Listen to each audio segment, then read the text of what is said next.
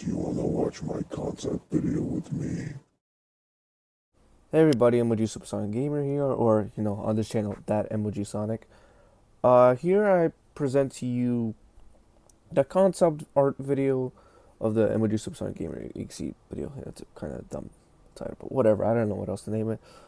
The video didn't do the best. Not surprising, but a few months ago, whatever, I said once this video reaches 200 views, I'll release the concept art version.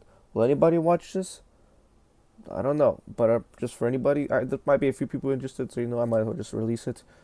The writing is like writing and the story is different here. It was a little more similar to the original creepypasta, because in the final video we did some tweaks, so this will be different.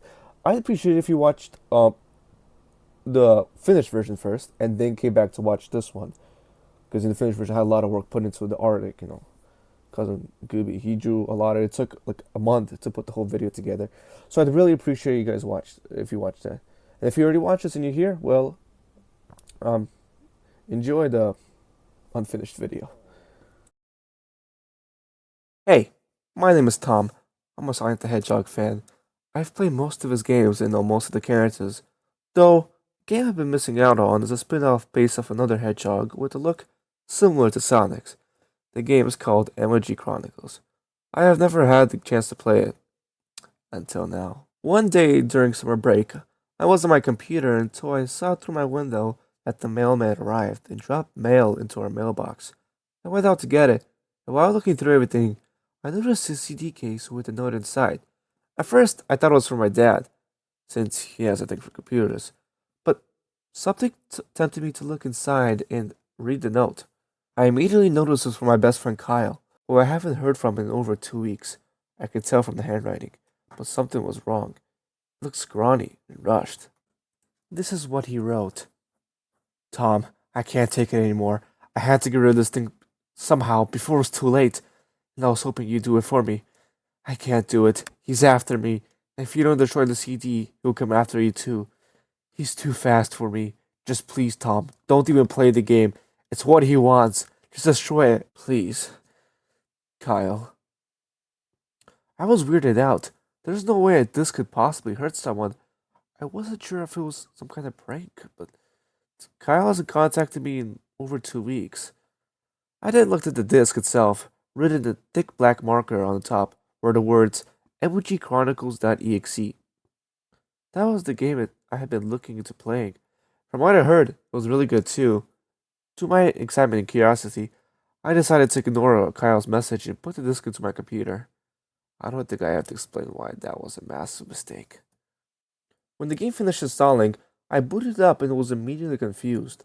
It was the Sonic the Hedgehog 1 title screen, except with the main character replaced by MLG Super Sonic Gamer, or Freddy, his nickname in the game.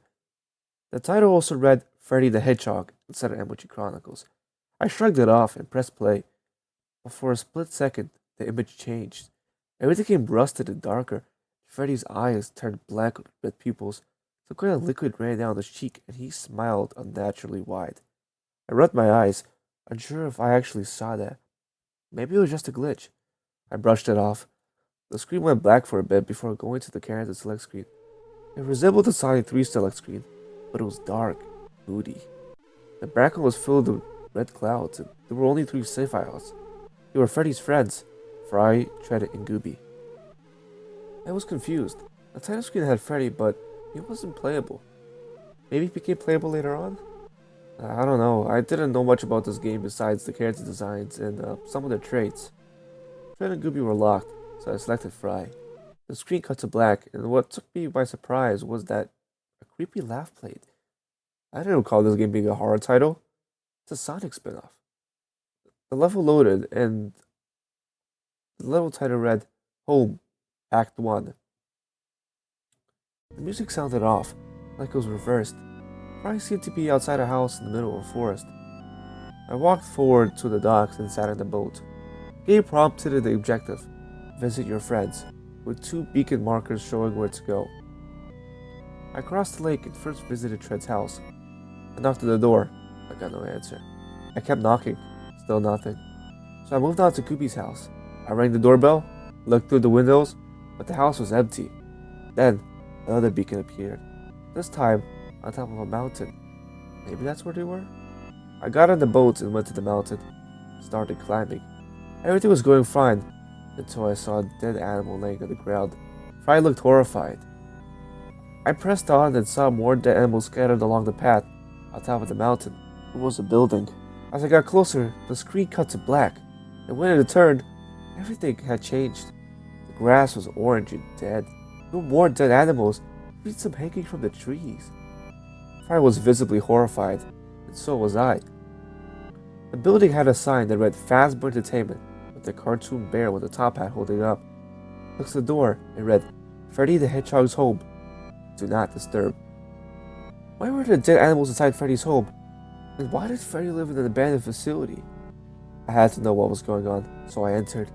The walls were rotted, and Fry covered his nose as if the smell was unbearable. I entered the closest room.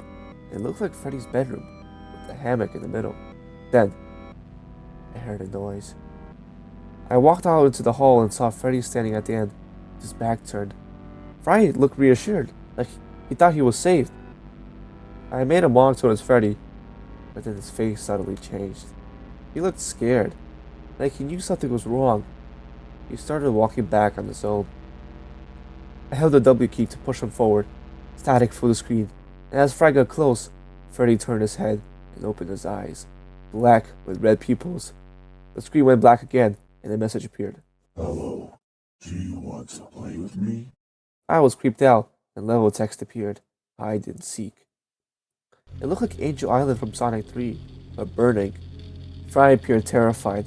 He looked at the screen and was begging me to go forward. He really wants to get out of there. I listened. As I walked for a bit, random flashes of Freddy appeared. He still had those black and red eyes. Then, the Sonic Johnny theme started playing. I looked behind. Freddy was flying at Fry with a deranged grin. I tried running faster, but it was no use. Freddy caught up, just as suddenly disappeared. Fry tripped, began to cry in inky tears. Freddy then appeared before him and dropped something that lit Fry on fire. The screen cut to black as Fry screamed. Then, a message appeared saying, You're too slow. Want to try again? I was scared. I may not know much about this game, but I knew Freddy would never do that. Not to Fry, who was basically his little bro. The selection screen returned. Fry's save file was locked. Now he was shown on the TV screen above the save file. His face was melted, barely recognizable, but you could still make out a distressed face. I picked Tread next. The screen cut to black again, and a laugh played. Level text appeared. You can't run. I was in the metallic area, maybe an Eggman base. Tread looked unsettled, just like Fry had. I moved forward. The platform was better this time, so at least there's that. But after a while, static appeared. When it calmed down, blood was now smeared against the walls and floor. Fred looked more frightened, but I kept him moving. Then, Freddy appeared in front of me. The screen cut to black and said, Found you. We were now in the boss arena. I got excited. Maybe I could finally beat his ass. I tried Tread's many moves, but Freddy kept teleporting away, taunting me, even sticking out his tongue. I got angry and used Tread's ultimate, but Freddy just dodged it again. Tread fell to his knees, exhausted and distraught. I felt his pain. Freddy then appeared before Tread, kicked him right in the head, launching him back. He then pressed the button on the wall. A massive piston dropped, but the screen went black just before impact.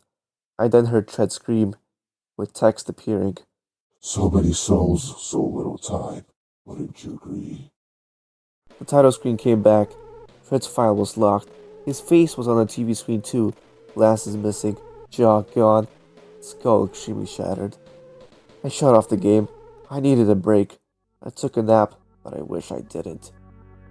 I had a nightmare. I heard Fry and Tread crying for help, blaming me for giving them up. Lights flickered in the dark hallway. At the end, I saw him. Every flicker brought him closer. Then, he was right in front of me.